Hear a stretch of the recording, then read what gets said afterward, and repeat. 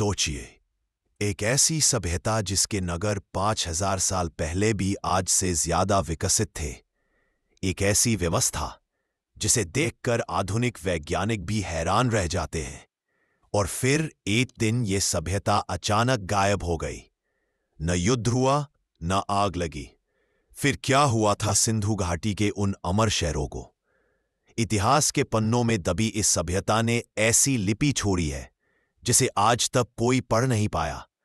कौन थे ये लोग, कैसे रहते थे, और सबसे बड़ा सवाल, वे कहाँ खो गए? करीब 3300 ईसा पूर्व भारतीय उपमहाद्वीप में एक अनोखी सभ्यता जन्म ले रही थी। हड़प्पा, मोहनजोदड़ो, धोलाविरा और लोथल जैसे शहर धीरे धीरे रूप ले रहे थे।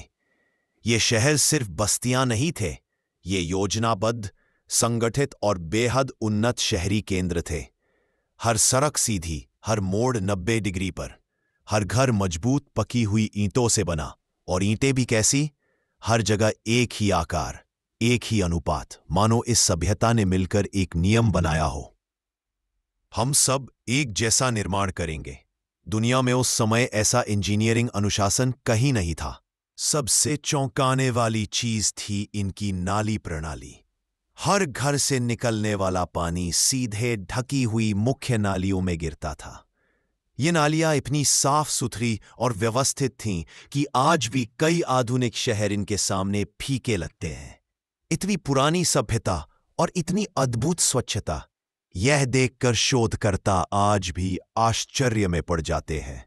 आखिर ये लोग इतनी उन्नति तक कैसे पहुंचे? यह सभ्यता युद्ध नहीं, कौशल, व्यापार और शांति पर आधारित थी। बच्चों के लिए खिलौने, महिलाओं के लिए सुंदर आभूषण, अनोखे मनके, ये सब बताते हैं कि यहां जीवन रंगों से भरा हुआ था। व्यापारी हजारों किलोमीटर दूर मेसोपोटामिया तक सामान भेजते थे।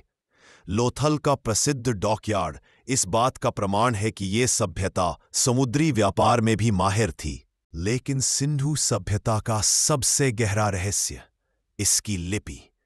छोटे छोटे प्रतीक, मुहरों पर उकेरी गई आकृतियां, और कहीं भी कोई लंबा लेख नहीं। अगर यह लिपि पढ़ ली जाती तो शायद हमें इनके धर्म, राजनीति और समाज की पूरी कहानी मिल जाती। लेकिन आज भी यह लिपि खामोश है। इस सभ्यता की आवाज समय के साथ खो गई है। और अब सबसे बड़ा रहस्य, इतनी उन्नत सभ्यता गायब कैसे हो गई? क्या कोई विनाशकारी युद्ध हुआ? इसके प्रमाण नहीं मिले। क्या कोई महामारी आई? इसका भी कोई निशान नहीं। तो फिर क्या हुआ? शायद नदियों ने रास्ता बदल दिया, शायद वर्षा कम हुई, शायद व्यापार उठ गया, या शायद ये सभ्यता खुद ही नए क्षेत्रों की ओर पलायन कर गई। लेकिन सच क्या है, यह कोई निश्चित रूप से नहीं जानता। इतिहास की सबसे बड़ी पहेलियों में से एक अभी भी अनसुलझी है। सिंधु घाटी सभ्यता हमें यह याद दिलाती है कि सभ्यताएं चाहे कितनी भी महान क्यों न हो, कभी कभी वे बिना शोर किए, बिना निशान छोड़े, बस समय की रेत में खो जाती है।